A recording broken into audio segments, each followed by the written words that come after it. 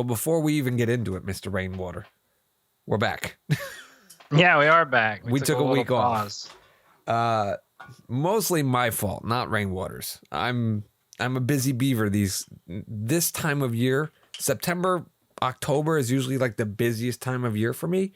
And then November gets a little more relaxed, and then December is Christmas time and Nick's birthday now, and holidays and all that stuff like that. Oh, yeah, it's always like the starting September. I love because it's kind of a quiet month, but October to December, it's just one thing after another, pretty much. Yeah, and hurricanes and I'm sure snowstorms aren't going to be much more helpful with stuff like that too. So, and anyway, we're back. If you're not following either Rainwater or I on Twitter, that's where we announce that we took a week off or so on and so forth. So give us a follow at the Anjow or at Matthew J. Rainwater. It's Matt J. Rainwater. Matt J. Rainwater. One of these days I'm going to get it right. It's because I change it up on all my different social profiles. Like, because on Instagram it's Matthew Rainwater, but on Twitter it's Matt J. Rainwater. Maybe that's what it is. Maybe I just because I see tweets or I see stuff from you on Instagram much more than I see your tweets. Sure. I have to go hunting for your tweets. Sometimes like you'll interact with me. Yeah. You'll interact with me. I'm like, oh, I'll see what Rainwater's been up to. Oh, he's been tweeting. What the fuck? Why am I not seeing these? I don't know. Maybe I'm shadow banned or something. Who knows? No clue. Who fucking knows? Nobody knows the algorithm, and I don't trust anybody who says that they do. So yeah.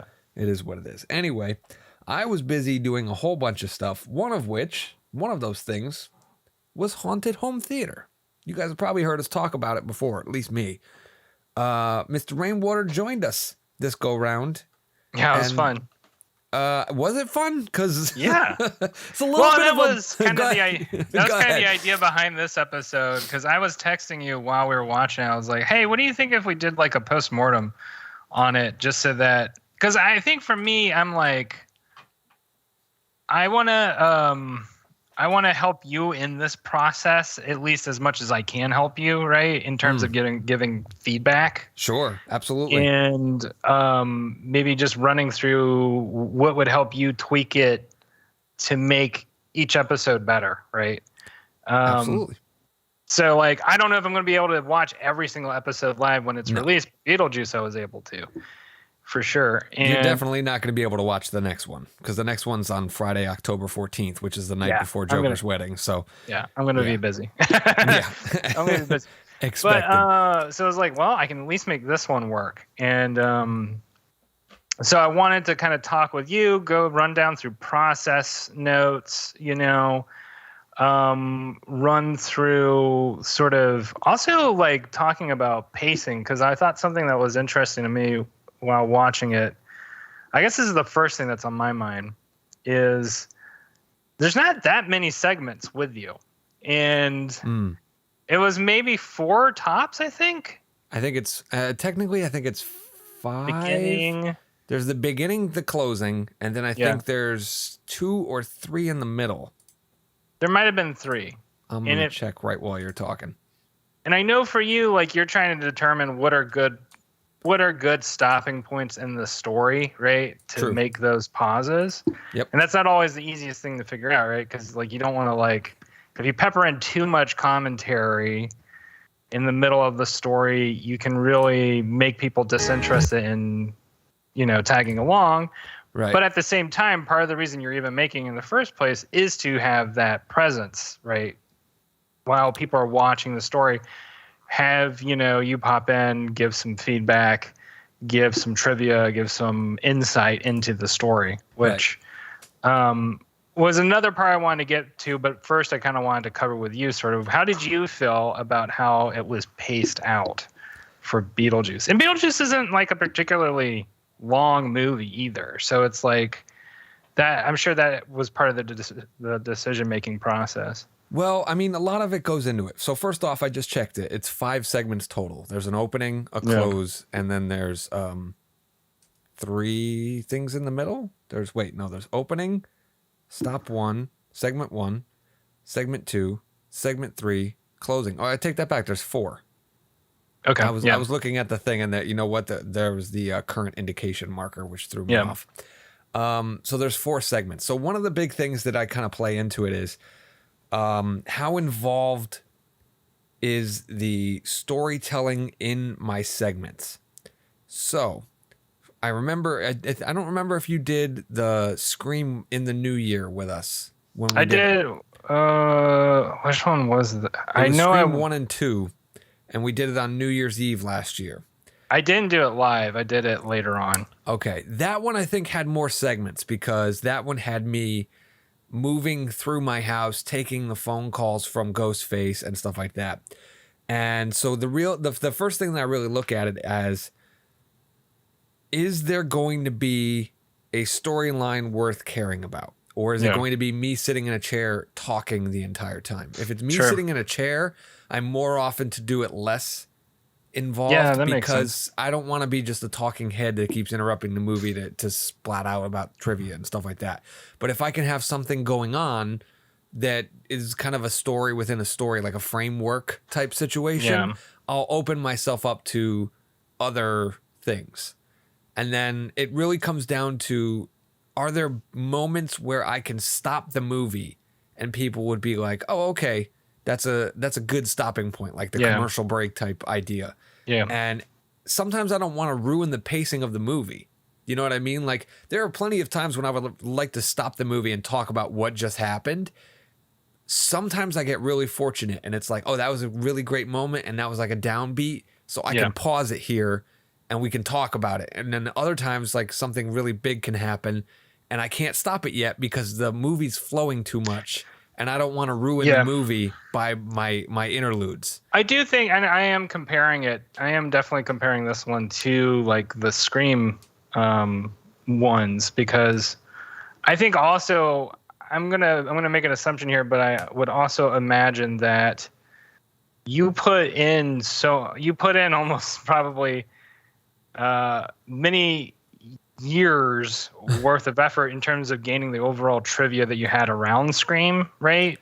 True. That kind of came into the overall input, whereas with Beetlejuice, maybe not so much, right? Correct. So you don't necessarily have as much to comment on. If it's not a movie that I'm well versed in as it is, there's a process. So like right now, one of my favorite ones that we're prepping to do is Salem's Lot. The 1979 Tobe Hooper, it was a mini series, but they basically edited it together and sell it now as a movie. Yeah. It's almost 3 hours long. And that movie, I know a fair amount of things about it. So the normal process is, the first thing I do is I watch the movie. And while I'm watching the movie, the first viewing is hunting for the breaks. So I'm looking, and the bright side of Salem's Lot is it was aired as a miniseries, so there are commercial breaks built in. So I'm going to be able to pull on those a lot easier in this situation. Sure. But that's usually what I'm doing. And then I'm kind of marking down what happens between each break in terms of the movie. And then I will go trivia hunting and I will research the actors and trivia about the movie and the filmmakers and so on and so forth. And then I will start trying to figure out from there where each piece of information really is important, because the most important thing is, to me, is that I'm not spoiling the movie in case someone has not seen it and for some reason they chose to watch it through me. Because when I originally started this, I was doing double features, and I'm probably going to go back to that next time. I think like next season, I need to give myself more time ahead to start, because in order to render the graphics and get everything all arranged and sorted out, it's better to get stuff prepped way earlier. But where was I going with this before? Well, I just wanted to. I'm sorry, I lost my train of thought. No, what for you is the actual impetus for thinking about going back to double features? Well, the idea, and this is part of the problem that I face. I want to do it twofold. I want to hit the fan favorite that I know people will show up for. Yeah. Then I also want to do a second one that pairs well with it, but is probably lesser seen, and people are less likely to have seen it and said, oh, I've never seen that. I'll stick around and I'll watch that. Mm-hmm. And, get like that movie exposed a little bit more. So like, yeah, that makes sense. At some point in the future, I have a double feature. It's pretty much like I've written out my script and everything for it, for pairing John Carpenter's The Fog with The Old Dark House, which is a 1930s movie. And it was a movie that, not Todd Browning, James Whale made in between Frankenstein and Bride of Frankenstein. And it's a little bit more geared towards Bride of Frankenstein in his style, but it's also got that very atmospheric Frankenstein feel to it. So it's a nice like child of the two of those movies. It's a good balance. Yes. Of the two. It's absurdly ridiculous in some respects, but it's very moody and everything like that. So like The Fog is a very atmospheric movie. Yeah. And The Old Dark House is as well. Two very different movies. The Fog is very serious. It takes itself seriously from start to finish, whereas The Old Dark House doesn't. Those are going to be a movie that I pair together at some point. The problem is, and I was going to do it this Halloween season too, I don't know what movies are streaming on which platforms at any given time. Yeah, right. That was an issue you ran into with Beetlejuice, right? Correct. Beetlejuice was on Peacock all throughout September. Towards the end of September, it started saying above it, leaving in so-and-so days. So I knew it was leaving. But then all of my Googling, right, of like what's coming to Netflix in October, what's coming to HBO Max, none of it showed Beetlejuice. None of it. So it wasn't until Saturday morning that I saw that it was on. I pulled it up, I Googled it, and Google gives you watch options as to where you can find it. And it showed up that it was on HBO Max. So immediately I went to HBO Max. There it was. Boom. Advertise it. But the downside is you don't know who has an HBO Max subscription. So like the two top tier ones that I'm trying to pick from are Amazon Prime and Netflix. Right? We haven't done any movies that are on Netflix yet. Mostly the stuff that's been on Prime. The Fog and Old Dark House were on Prime last year. And that's what I was going to do. And then I just couldn't get it done. I just couldn't get it together. It was just too much work. But then this season, they weren't there. They're not there. So I can't do it. And YouTube is another one to... YouTube doesn't have like all the movies in the world, but sometimes they do have movies where they just keep it on the library for whatever reason. So there's two problems that fall into there. Number one, you're either asking somebody to buy the movie if they don't own it already. Yeah. And that's a big ask because most people won't buy it blind if they haven't seen it. And if they have seen it, they're more than likely to buy a Blu-ray, and the Blu-ray will come with the code and all that kind of stuff. Yeah. The second problem, and this is my biggest problem, and I haven't figured out how to solve this yet, because there's a shit ton of movies on Tubi that I would love to show. The ad breaks. Well, yeah, that's true. If they were front loaded with ads, if you had to watch like a block of ads for 3 minutes and then you could watch the movie without interruption, perfect. It would be no problems at all.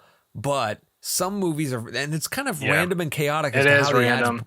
So like sometimes it'll interrupt the movie in the middle. That'll completely fuck up the timeline and staying in sync with me and the watch party whole part. I forget about that all the time because I actually subscribe to YouTube. Because I just got so tired of ads, and I listened to long format stuff on YouTube. I was just like, I'm just going to subscribe so I don't have to deal with this anymore. Okay. Which ironically, like a lot of the podcasts I listen to on YouTube, they still have ads where the people themselves, are reading off ads. But, still, it's like it's such a better viewing experience for me. But anyway. No, that's a really good point, and then that makes sense why you would look at Netflix and Amazon Prime as the two main ones for streaming, for sure. Because those are the two the people are most likely to have, and they don't have ad-supported stuff yet, which I heard Netflix is going to be having ad-supported tiers eventually. Right. But I mean, at that point, there's nothing you can really do. You can't control who's, like what tiers people are going to decide to get. Yeah. I think that's going to be just a natural process of things, it'll be what it'll be. The other thing too, though, is like, so I know you're thinking about it from the aspect of like the live experience, which is important. I think, because that is a really great communal kind of experience, especially when you have people typing around in the chat and kind of giving their own feedback and all that stuff. Yep. But in terms of a long-term view, I don't think it's as much of an issue when you think post-release, because then it's just the thing in itself, right? And people can pause or do whatever they want, right, to play along with what's going on. And it's hard to know entirely what that could look like, whether or not it would even be something that would actually have a life after release. But I'm going to assume, I mean, because I look at this in the same way that I look at, like, in terms of format, I look at it in similar way to something like Red Letter Media. They do commentary tracks, right? And or riff tracks. They do the same thing, where you have, you buy the movie and you can buy the commentary track that you play alongside of it. And I think a lot of people assume that going into it, right? Like it's not unexpected that they're going to have to buy the initial medium in order to, like, do the whole thing, if that makes sense. No, absolutely. One of the things that we're kind of playing around with, so there are apps that allow you to watch a movie in a watch party together. Like, you can host a watch party through an app. Yeah. And as long as everybody's subscribed, you can control the movie, like, as the host. So you can pause it or whatever. The problem is I don't think, from what I experimented, this was like a year ago, the pausing and everything like that only worked for me. So it didn't stop everybody else's movie. Oh, weird. Yeah. So if they can figure that out, what we'd end up doing is probably doing it through both YouTube and that at the same time and see what people liked. Because if, you know what I mean, like, if they could do that, then they could just put that on the full screen in their TV or whatever like that, and then they could chat on their phone or whatever, and it would work just fine. Like, it would be a much better experience. But I've experimented with doing it on Twitch. I've tried doing it with I forget what the name of the stream control thing. The one that comes to my mind, Twitch, you probably wouldn't want to do because Twitch has ad breaks on the platform itself. Oh, okay. Well, actually, I can't remember if that's something that you can have influence over. Okay. I'm not sure, but the other one is Discord. Discord, there are no ad breaks that get in the way with streaming. You can kind of do whatever you want, basically. But it's a little harder to organize because of how it functions. It's very much like you have to get out to all the social media places and be like, hey, meet me on Discord. We're going to do this. Yeah, there's no, like, bigger ask than YouTube. Yeah. And that's the thing is, like, I think YouTube is probably the happier medium of all those right now. Right. Just because it is so integrated into so many people's lives. Right. Which is one of the reasons why I chose to do it through there instead of like, Twitch or another streamer or something like that was, and the chat was actually a happy accident, because the idea was that people were going to have YouTube open and they were going to live tweet with me, which didn't go that well when I did my first episode. It ended up, I didn't realize that the live chat was going to be playing and that people would log into their YouTubes and chat in the live chat while it was going. So that was just something I kind of stumbled into. I got to be honest here. Like, more and more I'm starting to think that Twitter's not that useful as a social media platform. I don't think, like, there are people who use it well, but I've seen way more in terms of, like, communal engagement, to use corporate speak here. But, like, in terms of engagement, like, the YouTube chat is probably superior in terms of just getting people into just hanging out, talking. And also you can generate some income through that too if you add stuff like super chats and things like that. So, like, and just to throw an idea out there, you could ask people like, hey, if you have specific questions you want to ask me during this, session, throw me a super chat, $1, $5, whatever. And then you can answer those if you're doing it live, obviously. But, I'll answer your questions at the end or whatever, But I don't know. Like, are you thinking about doing the format more as a live thing? Or are you still messing around with that? I like that it's going to be available on demand. You know what I mean? Yeah. Like people can find it, because right now it's still in its infancy. Only because I do it so limited amount of times per year. Yeah. And you know what I mean? If I can build a more steady audience, then it's much more likely that I can start getting more people to just tune into the live streams, and then, you know, maybe I can put the on demands behind a paywall type thing, where, because I know that YouTube allows you to do that, kind of like Patreon now, where it's like you can subscribe to the channel for so and so a month and you get the content and yada yada yada.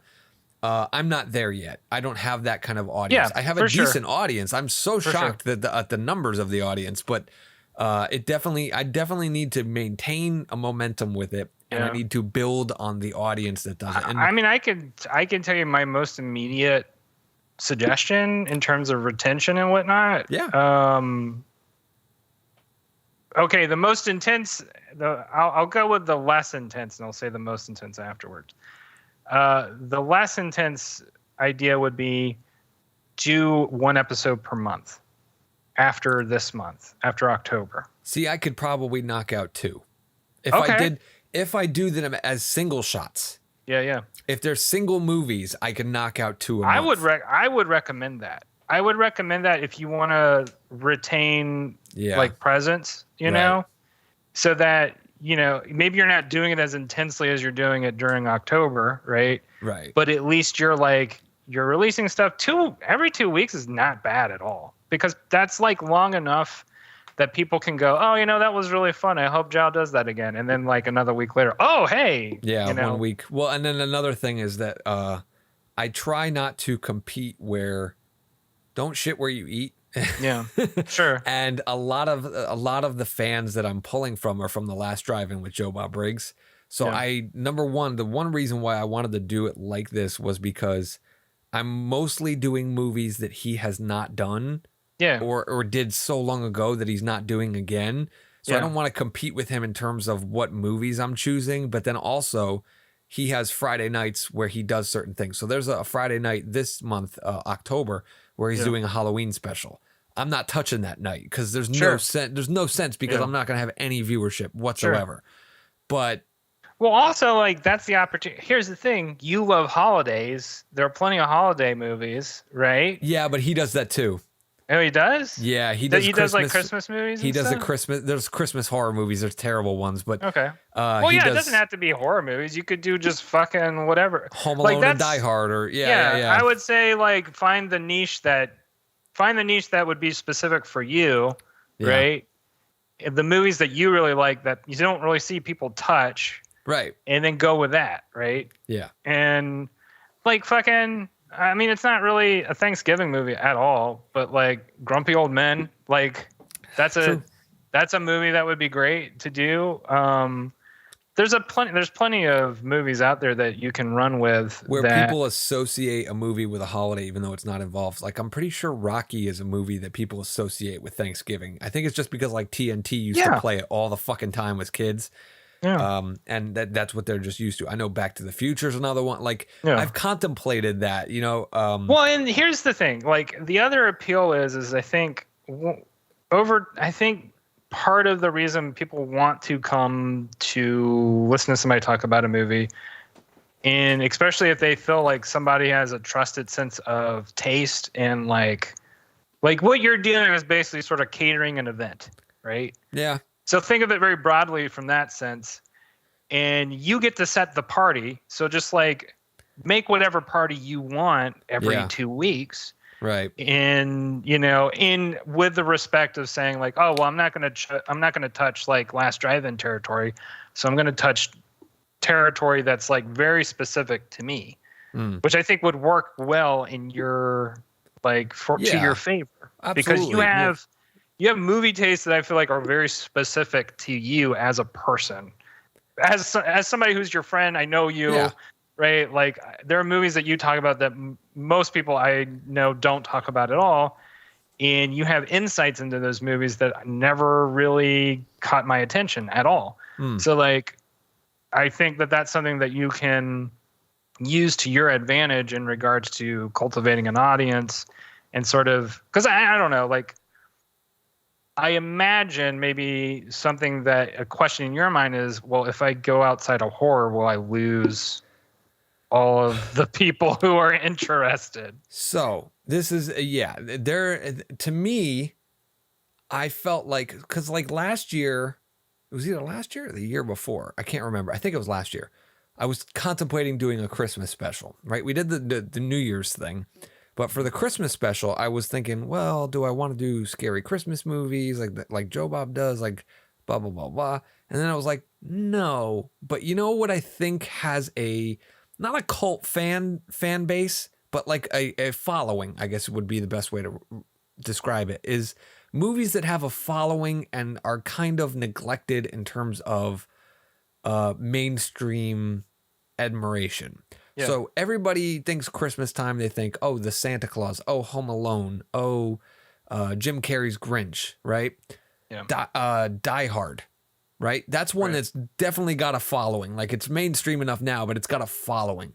Yeah. What else would I pair with Die Hard that has a following that kind of follows in that 80s horror, or not 80s horror, 80s grimy filmmaking, Christmassy time, whatever. And then it occurred to me, I was like, oh, Scrooged with Bill Murray. That's got a good following. It's not the best movie. It's, an enjoyable movie you watch at Christmas time. And if I double featured Die Hard and Scrooged, people are going to show up for that. And most people have seen Die Hard. Not as many people have seen Scrooged. Maybe they'll stick around for Scrooged. Maybe they're showing up for Scrooged. I don't know.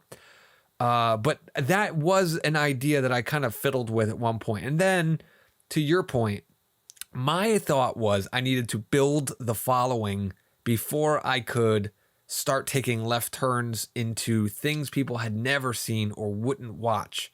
Because part of me was like, oh, I could do a Thanksgiving one and theme it and show Pieces of April, which is a movie with Katie Holmes, excuse me. And it's a really like low budget indie movie. But it's about this girl, and she's looking to introduce her boyfriend to her family for Thanksgiving, and they're traveling to there, and it's just her stressing the fuck out, cooking Thanksgiving dinner. It's a great fucking movie. Great movie. But I don't trust that people will show up for it until I've established that I have an audience and that they trust my judgment enough. Do you know what I mean? Like a loyal enough following. I understand what you're saying. I would, if it were me, I would lean into that territory, because wherever the territory that nobody's covered, that's the place to go. However, I understand what you're saying more from a strategic standpoint, and I think you could mix that up and have a week where it is, here's something that's going to pull in an audience. Here's something that's just like, I think this is a good movie and you should check out, right? Yeah. Do a little give and take. And so that way you're able to, I mean, I would look at it as it kind of functions as a 1-2 punch, where it's like you do the popular stuff, pull people in, and then they show up for the next movie and like, oh, holy crap, I've never even heard about this movie. I'm really interested to see what else this person... Like, I'm really interested to see what Angel has up his sleeve, right? Because he must know some things about movies that I'd never even considered, right? It was, so like when I was originally planning, I think it was back in August, I was going to do double features every single week this month. And that fucking went right out the door. But I was having themed nights, right? And so the first night was going to be Exterminator night, and it was going to be Beetlejuice, and I was going to pair it with Ghostbusters, and kind of keep that idea going that I kick off in the opening segment of Beetlejuice. One of the segments, I think it was the third week that I think I had, was Jow's Picks, which, it's just a gimmick because I am picking it every week, but it was going to be movies that I was going to be recommending, and I was going to hope people, and the two movies that I was going to recommend, like complete swerves, were Tales from the Crypt, Demon Knight, and Revenge of the Killer Tomatoes. Nice. Right? Yeah. Because like those are two movies that people don't normally check out for Halloween time, but those are two movies that I personally fucking love. Yeah. And I'm still paranoid to the point where I don't know if enough people will show up if I'm just blindly recommending things. It's a tough gauge to do. Right. Well, you don't know. You don't know if the juice is going to be worth the squeeze, but sometimes the only way you're going to find out is by actually squeezing. That's true. And you just make sure that you don't squeeze the same damn fruit all the time. You try out, see what works, what doesn't work. Because like I feel like you've had showings that work better than others, right? Yeah. And it just depends. It just depends on the topic that's picked. I'm by no means an expert at all on YouTube analytics or anything like that. But I've seen it from videos of really popular people, and I've seen it from my own videos that I post. There's just like some videos are going to be super popular and some are not. And then there's going to be one that's going to be wildly like, why did this get? I made a fucking YouTube short where the whole joke was just like me kind of like pouting, realizing that I'm still a Dragon Ball Z fan. I got like 500 views. I was like, okay, like because people like Dragon Ball Z, like that's right. the thing.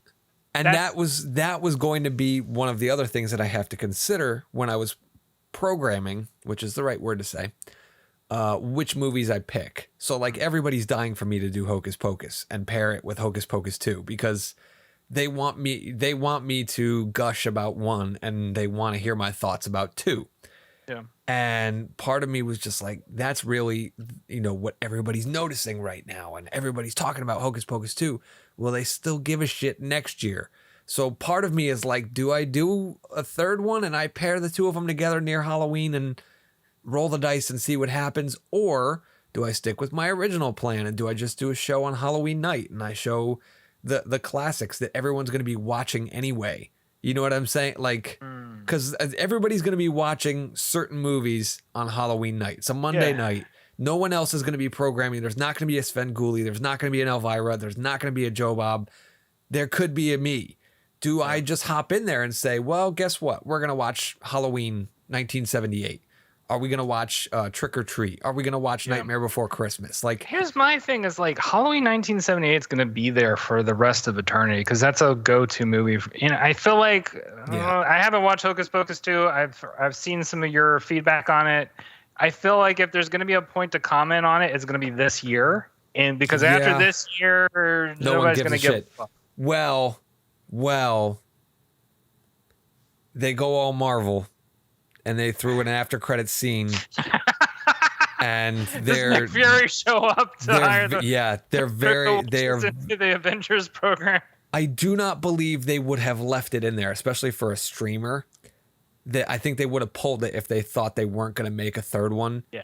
And so now if they do a third one, I'll be able to piggyback on that. So like that's a topic as well.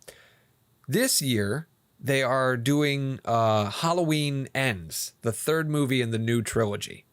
And they're debuting it on Peacock day and date when the theater release is. So what I was going to do, I was going to piggyback on that because it drops Friday night at 12 or 3 or whatever like that. And a lot of people were like, oh, fuck, I'm staying up till 3 a.m. and I'm watching it the second it drops. And I thought to myself, this is an opportunity. I could just host the first two, 2018 and Halloween Kills, and people are going to be marathoning it right up until the third one just to do that, right? Yeah. So why shouldn't I be the one that hosts it?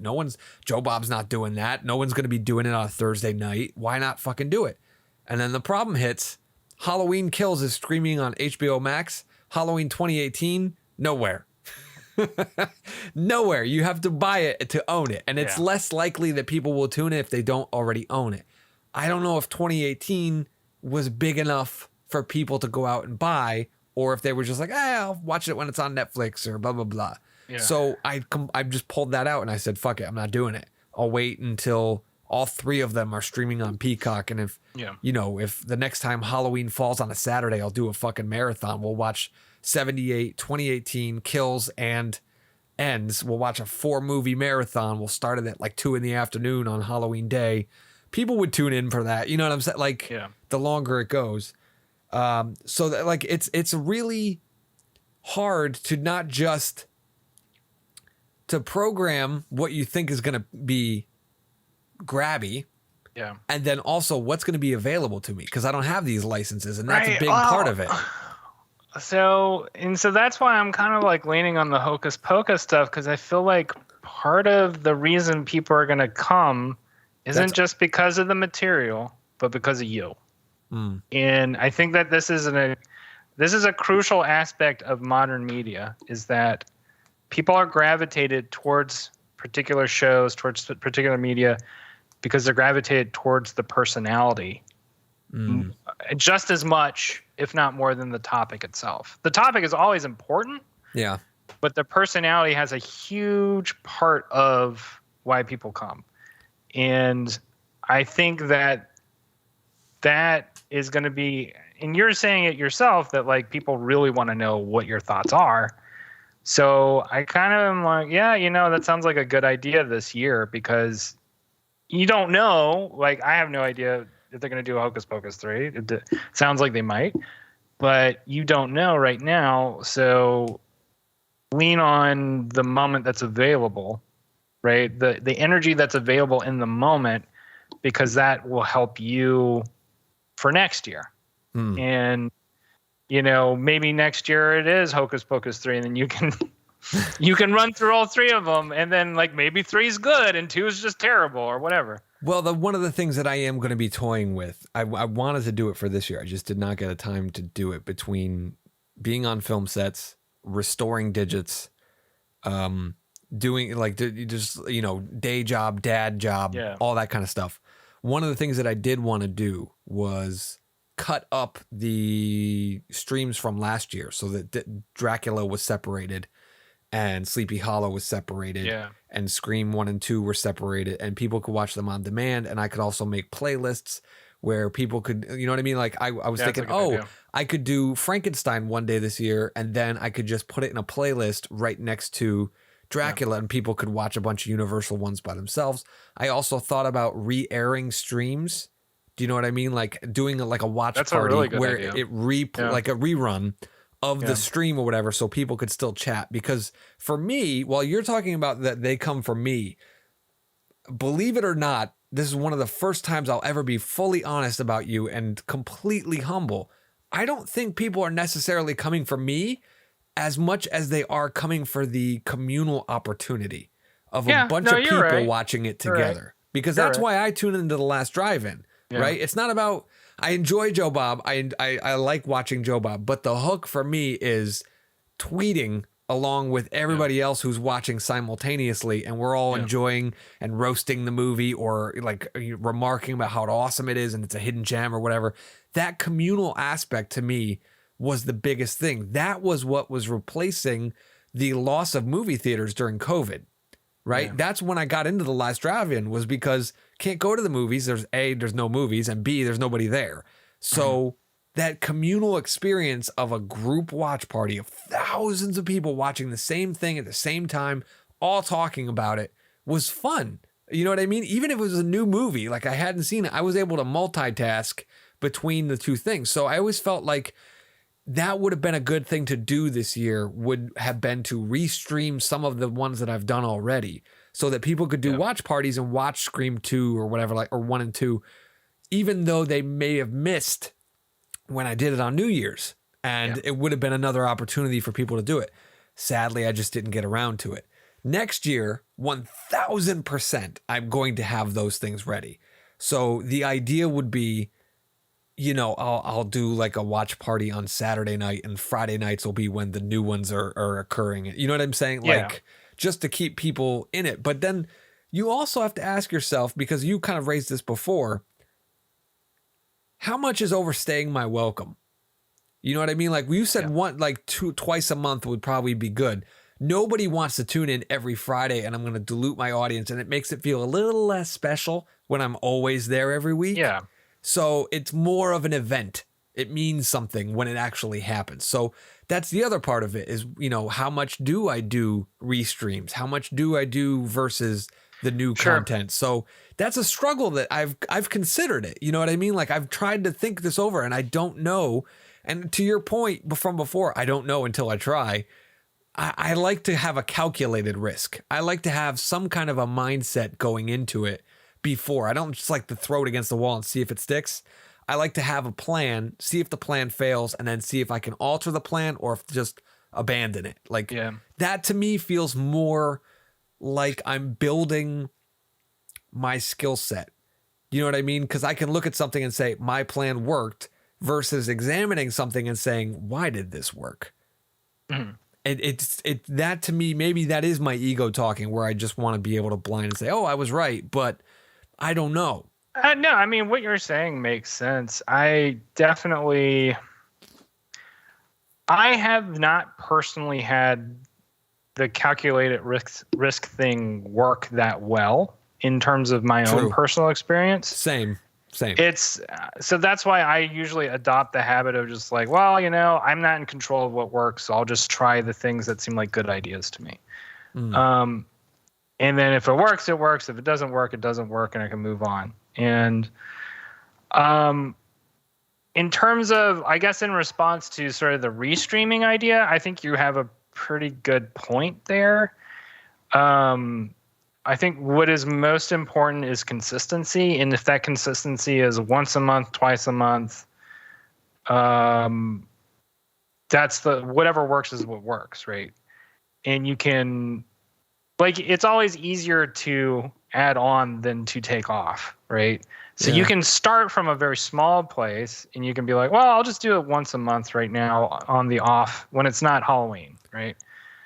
Because Halloween, I feel like for you is like, that's the month I'm going to go whole ham and just put everything in. Everybody's looking for it. Sure. Yeah. So like you can always start with, okay, November, I'm just going to do one, around Thanksgiving season, one around Christmas. Yeah. And then do that the rest of the year and then see how things build out. And if it's like, oh, this is looking pretty good, I'll add another one. Like I'll add another each month, see how that does. And then go from there, right?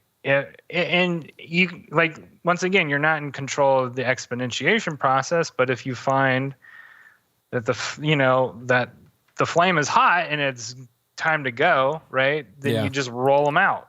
Right. Once again, like, you don't know how that's going to go. You don't know how the process is going to go. So it probably is better to start from a place where it's like less intense energy at the beginning, but you're prepared. You have everything set up in the event that things really take off, if that makes sense. Yeah, I get that. And see that now there's another factor that I have to consider, right?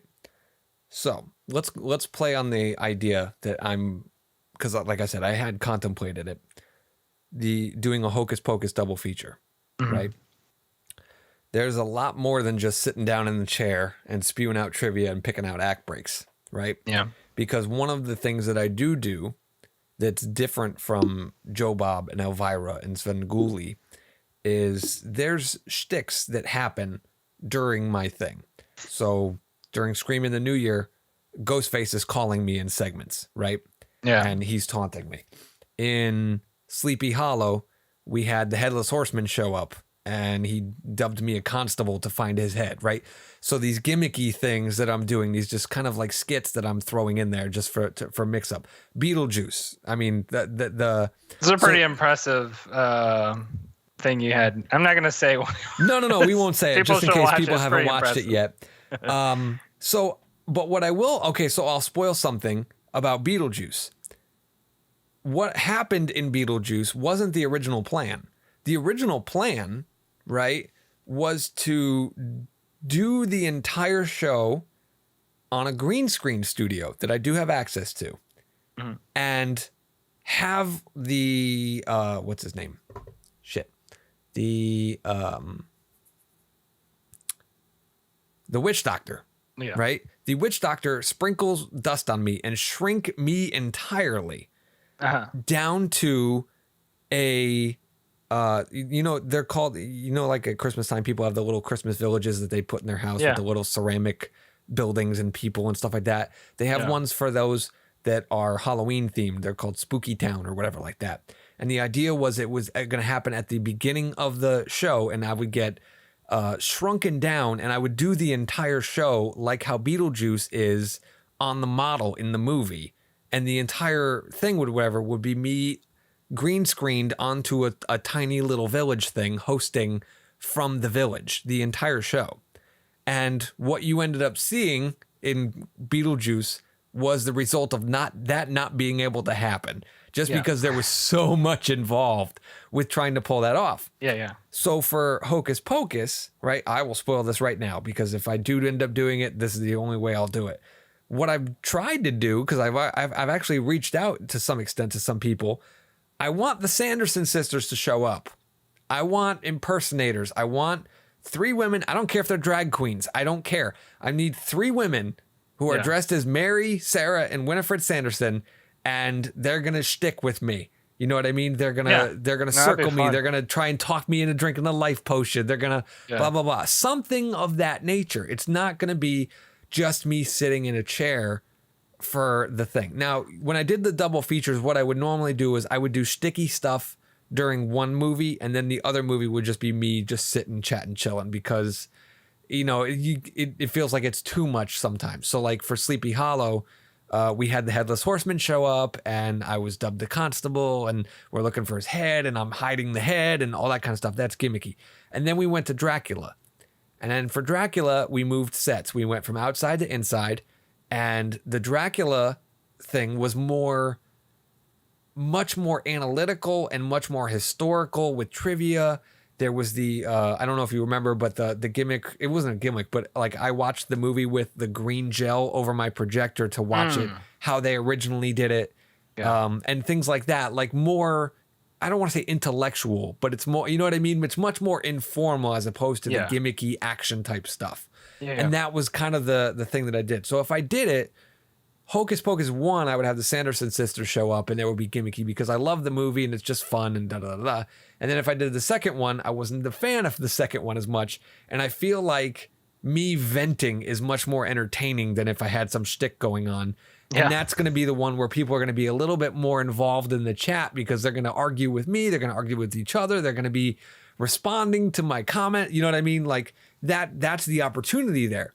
The problem is I can't find fucking impersonators to dress as the Sanderson sisters. And I've been like willing to pay them too. And I can't find it. And then, then you also you run the risk, is somebody going to show up on the day? You know what I mean? Are they going to be on time? Are they going to do their lines right? We're fucking live. Are they going to, you know what I mean? Are they going to hijack this show? Yeah, because you have to get 3 people in on it. Yeah. And you also have to, not to get too into the weeds about it, but we try to really kind of time things out correctly so that, you know what I mean? We're not there all night and that I don't get long winded. That's one of the things that's different between me and Joe Bob. My segments are maybe about 3 or 4 minutes long tops. Overall, I end up adding a half an hour to the movie. And I feel like that's just enough of me to not be egotistical, to just kind of do it. Joe Bob starts his shows off with a 20-minute segment. 20 minutes where he sits there, he rants about fucking vacuum cleaners or something that's completely unrelated to the movie. Yeah. And then he kind of swings it around. And, his breaks, sometimes in the middle of the movie, he'll break and he will interview the filmmaker for half an hour in the middle of the movie. And we try not to do that. So keeping people on time so that everything works out and, the crew's not there all night and everything like that. That's like a whole thing. So it's a lot to make something like that come together. That's my biggest problem. And then, like I said, for the Hocus Pocus, we know it's going to be on Disney Plus. There's no doubt about it. It's going to be on there forever. They're never going to take it down. It's just going to be there unless they start doing a Disney Vault type shit with the fucking app, which I don't think they're going to do yet. But I could see that in a couple of years, how they would rotate the collection available to keep people from leaving. And if you want to watch stuff that's in the Disney Vault, you pay extra for Disney Plus. Right. So, some bullshit like that. But that's the gamble that I end up having to play with. And the problem is I don't know what's going to happen, especially with other movies, whether they're going to be available on streaming or not. And so then again, another example, last year, Joe Bob did a special for Halloween, right? And that was announced. It was the one special. It's usually on the third week, the third Friday that he does his special. And then last year, he did an extra surprise special on the following weekend or whatever, like the weekend of Halloween, which is when I was originally going to do The Fog and The Old Dark House. So I pulled right away. I was like, well, fuck it. I'm not going. Yeah. So I don't know if things are going to pop up at random, and I don't want to have to put in all this work and then all of a sudden lose my audience. Sure. That's the big thing. It's like a lot of time, a lot of headache, a lot of muscle, a lot of money to pull that stuff. And, you know, because like people aren't considering. So the one we just did, Beetlejuice, didn't cost me much because the only thing I had to buy was a pumpkin so that I can carve the Beetlejuice thing into it. Everything else I pretty much had already. But it was by chance that I had a giant headless horseman prop, right? For Sleepy Hollow. I'm a Ghostface fan, so of course I'm gonna, or a Scream fan, so of course I'm gonna have a Ghostface costume and all that kind of shit. So as I do more and more stuff, that budget is gonna have to get bigger, and I'm gonna have to find a way to supplement that. And that's another problem that comes into it. So, you know what I mean? Like, there's a lot of concerns that go into it. Like, I don't want to invest in a whole bunch of shit. Yeah. And then the movie's not streaming, or Joe Bob throws a random thing out there. There's a lot of calculation that I got to throw into it. And it's all last minute.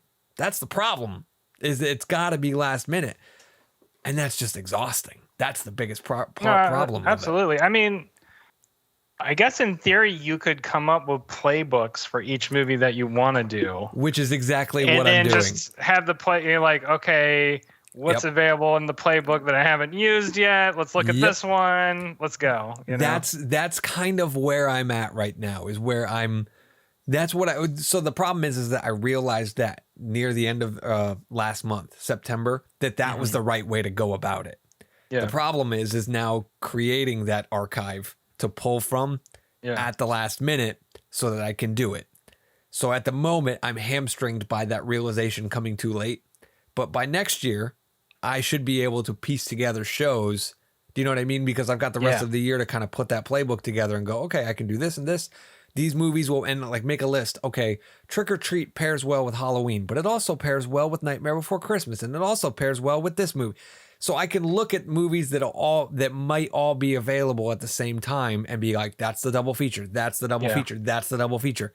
And I don't have to get just stuck to what I was originally hoping to do.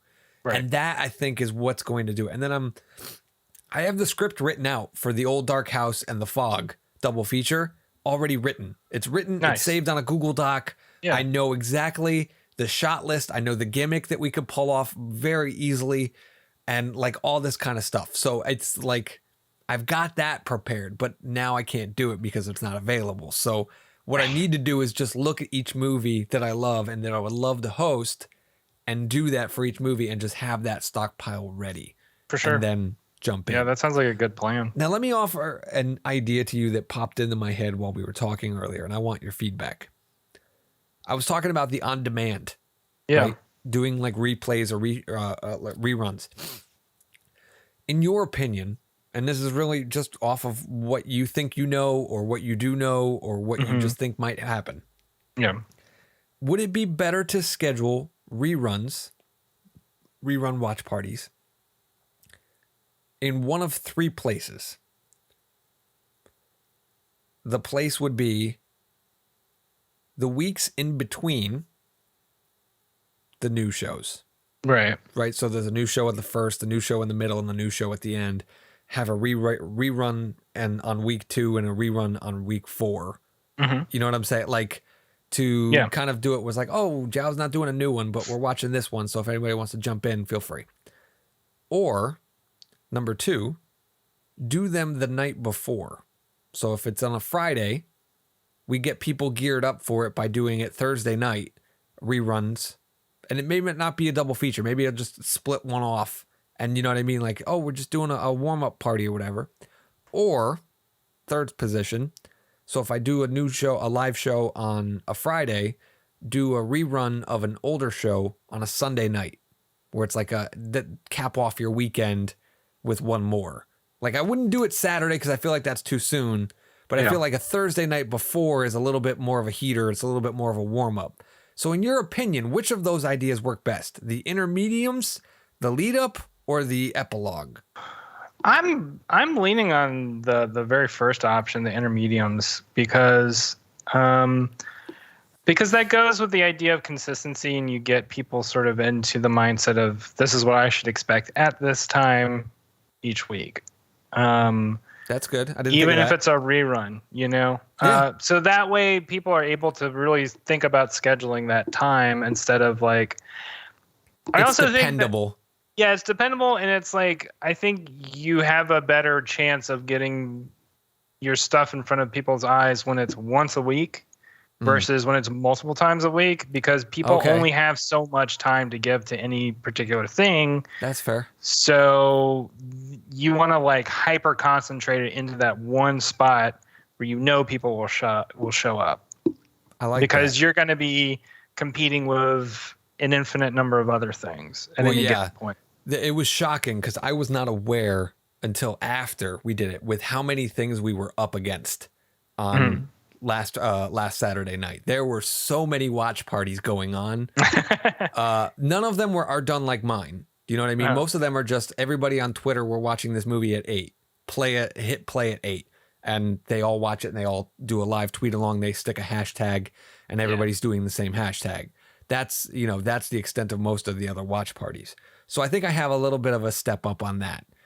One of the other things that I think that I like about your thing where you said the intermediary weeks, one of the things that I do, so I know you don't watch pro wrestling these days, do you? Mm-mm. Okay. Are you aware of a gentleman named Paul Heyman? No. Okay. Paul Heyman, you know who Brock Lesnar is?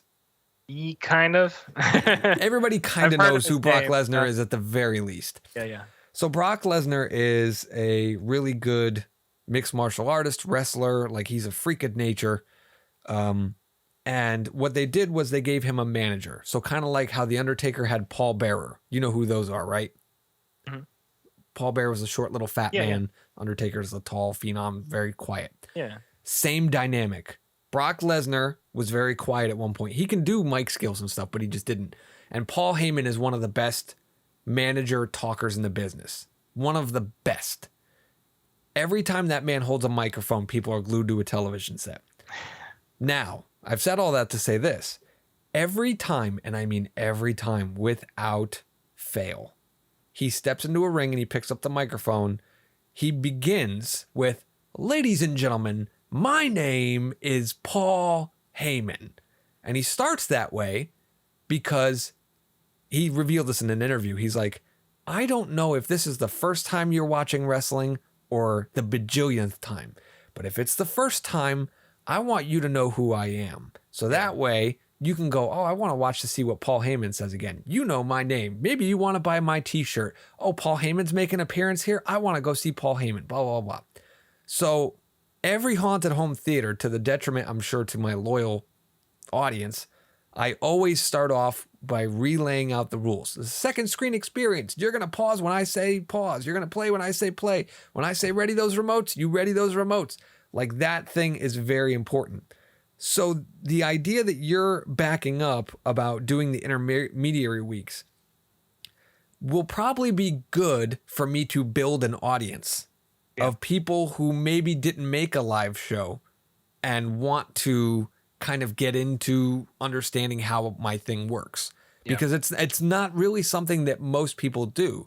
Most people who do horror hosting either are professionals who are paid by a studio, you know what I mean, and they have license to actually cut into the movie, or people who just rip bootlegs and stick them on YouTube and infringe on copyright, which I refuse to do mostly. I think I'm technically infringing by sticking like the poster in the opening intro and stuff like that. But outside of that, I try not to actually infringe the movie. You know what I mean? I'm trying to be respectful of filmmakers and the studio's IP and all that kind of stuff. So the idea to me that I can get people in and learning the method of how it works and stuff like that and repeating it every week. So that way, oh, next week's a live week. Like it's more likely that people might use that as like a training ground. Do I like this? Do I want to do this? Yeah. And I feel like if it was Thursday night, they maybe not be able to make a decision by Friday. And if it's Sunday night, it's like, well, It already happened. The live one was last Friday or whatever. I have to wait 2 weeks. I don't want to do that. But if it's an intermediary week, it's much more likely for people to just be like, oh, I'll give it a shot. Nothing's on tonight. So I think that. I think you had good rationale, and that's kind of leading me to kind of think more of a too, for sure. The bright side is that by next year I will have more of a library to be able to do that. Yeah. You know what I mean? No, absolutely. And then go ahead. Right now you're in that spot where it's just you have to build out the idea and you have to scale it out. Right. And do you think now let me throw one last idea at you before we wrap up. Is it fair to do a single shot show and pair it with a replay? So like I did Dracula last year. If I did a replay of Dracula, or I could front load it or back load it, whichever one I choose, would I put, and I wanted to host, I don't know, say Frankenstein, right? Yeah. As a single shot.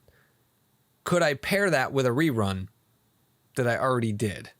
Because people watch movies over and over. People watch Joe Bob over and over when they watch a movie sometimes. They're like, oh, I've seen Halloween 78 a million times normally. I'll watch it with Joe Bob again. And you know what I mean? Would you think it would be good to do a replay thing or whatever? I mean, for me, in terms of stress and getting the show done and stuff like that, it's a fucking cakewalk. Knock out one, pair it with something we did already. But that the other time, as like a double feature thing. Yeah. I think that's a fine idea. I mean, especially if you want more people to sort of know what you've done too. I don't necessarily think that it would negatively impact, like the only thing that I can imagine is that people who have already watched it will just be like, oh, I've already seen this. And then they'll go do something else. Yeah. And people who haven't watched it might stick around and find out, like, oh, okay, what's up with this? Yeah. My main, go ahead. The only other thing I was going to say is it might be confusing to some people, but that's literally the only thing that I can think of that would be a potential, like, quote unquote negative. You know? Well, I mean, and that's a big ask though, because already I'm asking people when I do a double feature, hey, the first movie's on Peacock, the second movie's on Amazon Prime. Mm-hmm. That's already a big ask on top of, hey, you're going to pause and start on my cues, and you're doing this on YouTube, and there's a YouTube chat. Like, there's already a whole bunch of places I could lose people. So that's one of those situations where I start getting less and less risky, where I don't, you know what I mean? Like, I don't want to add to the confusion of that could already occur. So that's where I'm really starting to come from. I mean, when you're just tacking on something after something else, the risk loss is so, it's almost zero. There's almost no reason not to a certain extent, because you're not putting forth any kind of resources to add an additional segment, right? Right. Whereas you could actually potentially get additional viewership, which builds and helps your own whatever, helps your analytics, blah blah blah. So like, theoretically, a great place to be in the future where you have a 24-hour stream of just reruns playing day in, day out. People come in, come out as sure. Or conversely, you have an archive right behind a paywall, and people just either they pay a subscription or they pay a la carte, and they just go, I'll pay $1.50 to watch this or whatever. So there's a ton of things that I would like to do with the show in the future. Like I 100% need a co-host, because I feel like to have someone there with me to chat with is going to be a good dynamic. Somebody who's like a foil to me being a fool. I would like it to be a woman who has interest in horror movies, and you know what I mean, who can also represent a different demographic and a different point of view of things. And maybe they like something I hate, and maybe they hate something I love, and you can get a little bit more conversation generated out of that, which is good for the YouTube analytics, and it's good for the viewership, and it's good for all that kind of stuff. Again, finding someone who is reliable and willing, not as easy. But what my main hope was when I originally started this, believe it or not, I didn't want to show mainstream movies. That was not my gear. What I really wanted to do was find independent horror people, and then not have to do the timeline sync and literally just host it but do it for independent movies that weren't getting exposure anywhere else. But I don't think anyone would tune in until they got a flavor for the show. So like that's my end up goal, is where I would be like syncing or hosting a movie that's a mainstream movie I know people would tune in for. And then, like I said before, there's lesser known movies, get them exposed to that, but then also be able to host independent movies that I could actually just show right then and there. Well, here's my question. Can you find independent horror people who would do that with you? That's the thing. I think they would be willing to do that once I show that I have a decent enough audience that it's worth their while. You know what I'm saying? And I need to build that audience first, and then I can help them. It was never about helping me. It was never about building my channel. It was about one, doing something fun to fill the off season because Joe Bob doesn't do enough shows during October. And two, helping other filmmakers. Like that was those were my two goals with the whole thing, was to just do that. And you know, it's starting to work. I think the thing is, much like how I talked about when we started this podcast, is that I have to be more consistent with it. And it's hard to do that, knowing what's streaming, when it's streaming, putting the show together, hoping it doesn't rain. The other day, we were getting the aftermath of the hurricane. Oh, shit, yeah. Literally stopped raining around 2:00 in the afternoon on Saturday from the thing. And I checked the weather. I was like, okay, we're good. We built the set. We put everything together.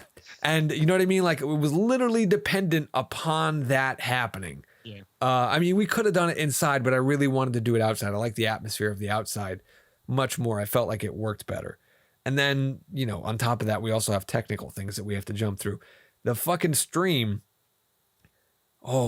we got down to the wire because there was supposed to be a 10-minute wait screen before it started so people could just see that it was going to be starting and kind of grab people and pull them in. The stream would not start for some fucking reason. I don't know what happened. I think we updated the software and it wasn't clicking. I was able to finagle it to get it to work with 20 seconds to go. I fixed it. So you have to remember, I'm not on set when we finally got it to go. So I had to run from the control room to the set, get down on the set, make sure everybody was ready to go with 20 seconds. It was insane. So we had the hurricane worrying us. We had the technical problem. We had all that kind of shit. Like, and then even like the head shrink. So I'm curious, you haven't asked me how I did the head shrink. No, I am curious how you did it. I'd love to know because that was a pretty impressive effect. Yeah, so I'm going to jerk the curtain back a little bit here. We shot that after we did the opening. So while the movie was playing for everybody, I did my closing and we recorded it. We took it off. We gave it to the editor. The editor started working. He did his visual effect. And then there's a very, very subtle cut during the ending segment. You can't see it because it's blended through a morph transition and the golden shower that I used a different word. The golden sprinkles that fall down on my head kind of cover when the transition takes place so that you can't notice it. But if you look very subtly, you can see that I think it's either my shirt or the back of the chair, like it pops, like it changes a little bit when it's happening. And then he's editing while the rest of the show is still going. And then I have to remain very still right during that last segment. And they get it all coordinated in the fucking booth. Shout out to the crew. And they get it all going. And then I just have to trust that it's happening. And we go, because we're too poor, everybody. We don't have a monitor on set, so I can't see myself as it's going. But yeah, like things like that. The cutaway of the Headless Horseman, like we shot the Headless Horseman, right, during when we did that. But I also pre-recorded the dialogue for the Headless Horseman. So they had to sync that. I had to remember my lines, and they're cutting between pre-recorded footage of the Horseman, syncing the correct dialogue from the Horseman, and then I have to respond in the right amount of time with the right line to the Horseman as they're cutting back and forth. So all that kind of shit is so crazy. The Scream one was the hardest one to pull off because we were doing location moves every segment. So we had to turn the camera off, move the camera, reset the lights, go to the next location, make sure audio's working, like There was a fucking. I will never ever do that again. That was, and to be honest, I felt like those segments suffered because of it, and I felt like we were too rushed and we weren't. I wasn't able to get the information out the way I wanted to, and all that kind of stuff. So, in the future, I don't think there will be location moves during the movie. Between movies, we usually, when we did double features, we did like a 10-minute break. That was easier because last time when we did Sleepy Hollow and Dracula, just moving from the outside into the inside of the house was so much easier to do because everything was just preset, sat down, strap in the camera, plug in, go. Done. So you're doing all these things, you're doing all these segments like quote unquote, I mean, pretty close to live. They're live. They're streamed live. Yeah, I assumed that for Beetlejuice. I had not assumed that for Scream. So that was the case for Scream as well? Scream, we were moving. Wow. Okay. A lot of it. And that was another thing where we had to get Ghostface's thing to sync up accordingly. And it was rough. You didn't want to, you haven't wanted to do any where you just pre-record before then? I mean, we could. Like, there was parts where we have pre-recorded parts before, like I said, with the head shrink. Yeah. Spoiler alert. And then some things when we had Nick come on as a co-host, there was no way he was going to be up at 2 a.m. doing stuff with me during, what's it called? Dracula and all that kind of stuff. So we would pre-record like me walking into the set and me interacting with him was live, but he wasn't there, but they would cut to a shot we'd already recorded of him. There's times where I want it to be live because I am in the chat while we are actually watching the movie. Yeah. And if somebody brings something up, I want to be, what's the word? Sure. Not organic. You want to be able to respond to it. Yeah. Right. I can be able to interact with the audience in real time. Yeah. And I think that adds a little bit more fun to it. Now, granted, I haven't really done that. I think I did it once or twice, but I don't really do it most of the time.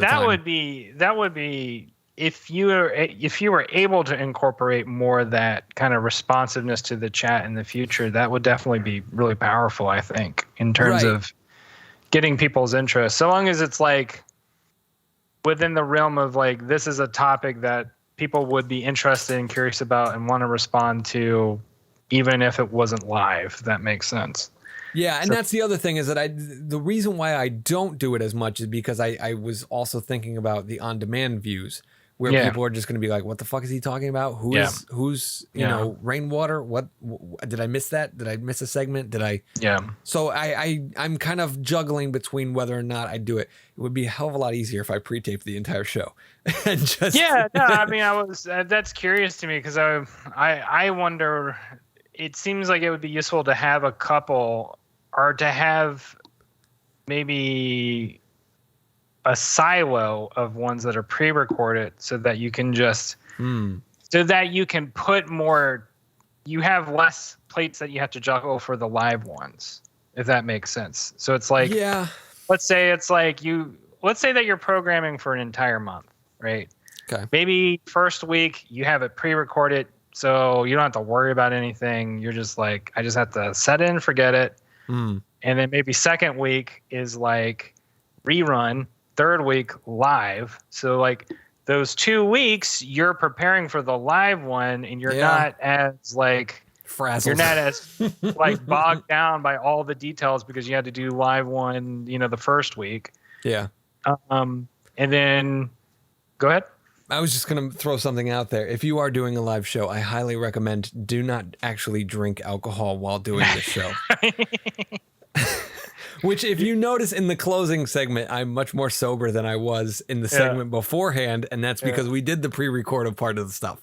So, like, you know what I'm saying? I think you called him Adam Baldwin, by the way. I did. I did call him Adam Baldwin. One of the Baldwin brothers is an Adam, though. It is. So it's sort of. Yeah.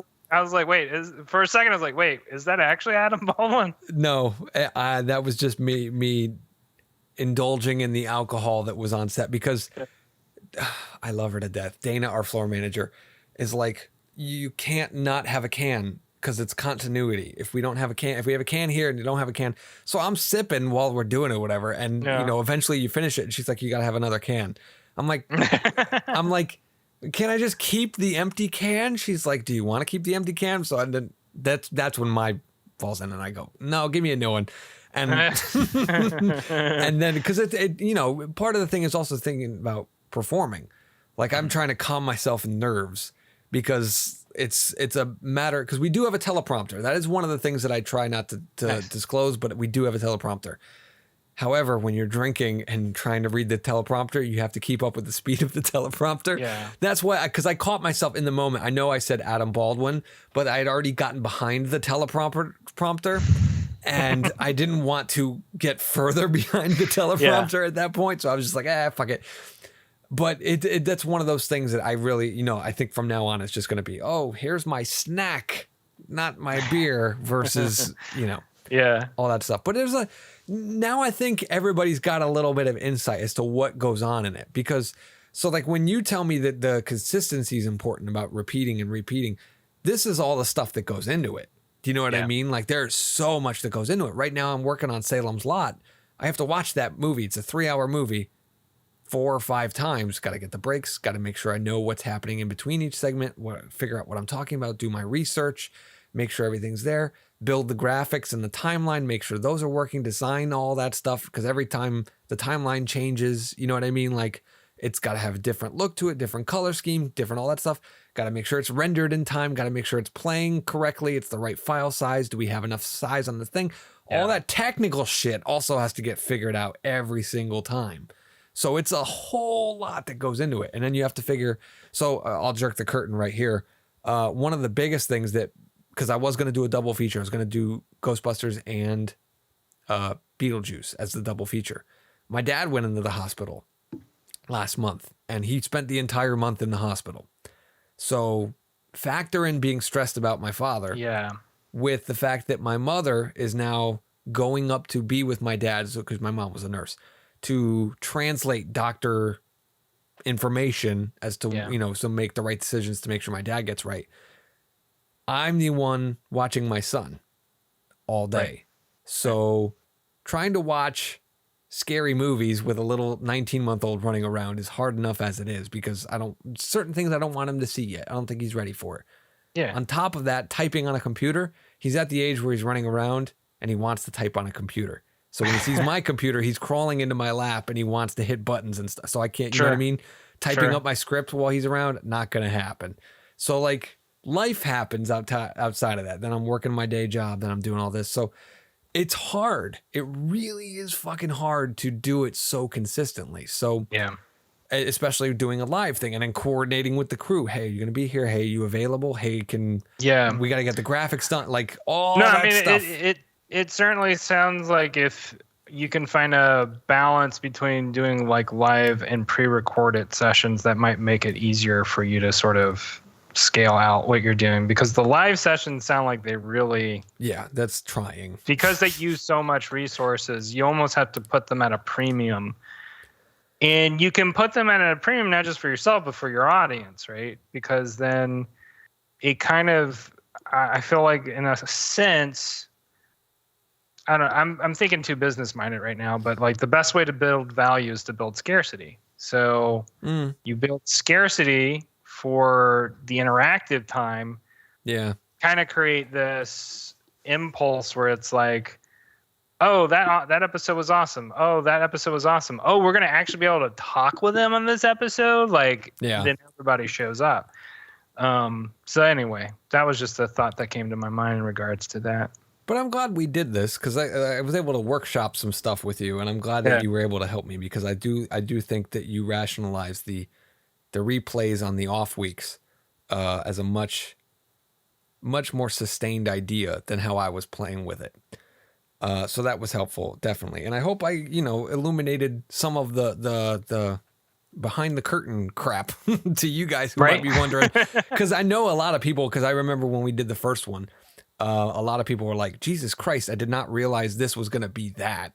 Like, I didn't realize that the amount of production value you were going to put in it with graphics and, a giant headless horseman figure and all that. Like, people were not expecting that. So I'm glad to do this little kind of, as you called it, post mortem. That's a fitting, fitting description of what we just did. But I hope everybody will tune in to the next one.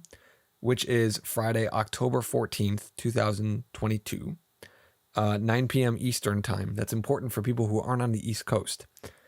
It's on youtube.com/Jow Films LLC. Now, the LLC is an important thing. Do not forget the LLC. I know it's company-ish. I'm very stupid that I still have the LLC, but the problem with that is some fucker has the actual thing for Jow Films. Hasn't made a fucking video in years, but it's mostly like stupid car shit. Like, check out this Lamborghini, fucking crap. So anyway, Jow Films LLC. If you see purple, you're in the right place. So hopefully people will tune into the live stream. We're doing Salem's Lot, which is going to be streaming on Shudder. If you don't have the Shudder app, I recommend it, especially for the month of October.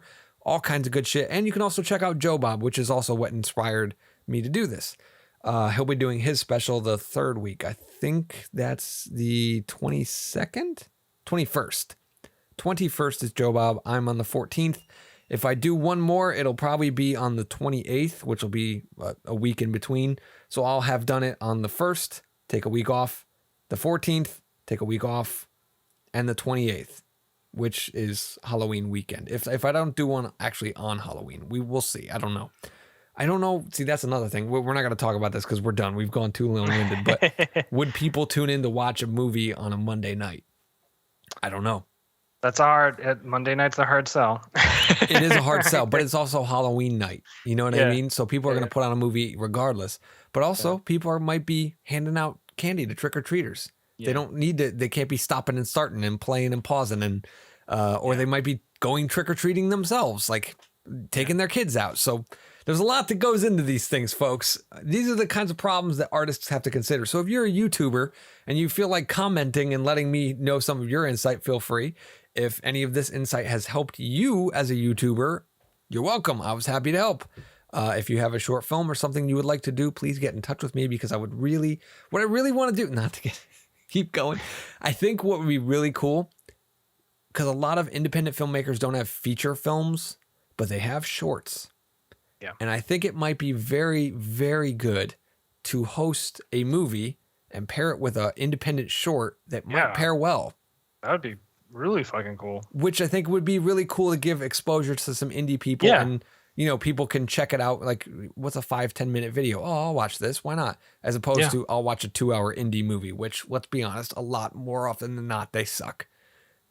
So it's a good chance like that. There's somebody I know who has really fucking good stuff that I would love to have host his stuff, but I don't think he would let me. That's the only downside. Not yet. So that's the whole point of building the audience. So I'm going to take Rainwater suggestions, and I guess you'll see them implemented, and we'll see what happens. You know what I mean? And it won't be just like a one-time implementation, because one time is not enough to kind of draw a conclusion from. You got to kind of do it a couple times and see if it works or sticks or whatever. Anyway, thank you everybody for tuning in. Welcome to spooky season. I doubt we're going to have an episode next week. Yeah, the next 2 weeks are going to be kind of crunchy. So what day do you leave on? We won't say where you're going, but wait, what day do you leave on? It's on Wednesday. This Wednesday, the 5th. Yeah. So there's no way. You're going to be busy all the way through next week. And then you come back home when? The 19th. Wednesday, wow. The 19th. Yeah. So. Yeah. So then, and then you're going to need a day or two to kind of reset and recharge. So you know what? We'll probably have our next episode the last week of October, which is fine. We'll do one mega spooky episode. I think I know 1 or 2 topics that we'll talk about. Maybe it's a movie. Maybe it's something Halloween related. Maybe it's both. We'll see. You'll have to tune in. But if you don't see from or hear from us for 2 weeks, that's why. Right. Everybody enjoy your spooky season, and we will see you on the next episode. Not next week. All right. Next episode. Later, y'all.